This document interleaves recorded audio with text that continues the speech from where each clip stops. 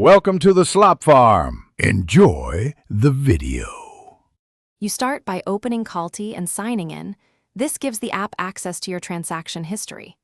Once logged in, navigate to the hamburger menu or profile section. This is where records live.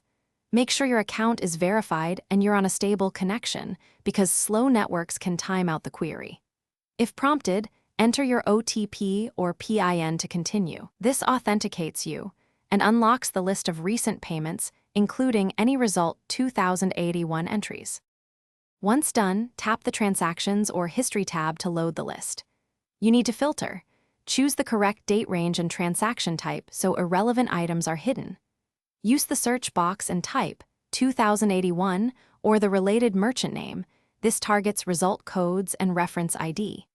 If many entries appear, sort by newest or tap details on a candidate transaction to reveal the status, reference number, and any linked messages that explain why 2081 was generated. You should now open the matching transaction and read the details section carefully to confirm it shows result 2081.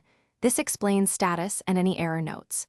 If the meaning is unclear or you need resolution, use the Report Issue or Contact Support button and include the transaction reference and screenshots. Make sure to note timestamps and amounts before submitting. These facts speed up support.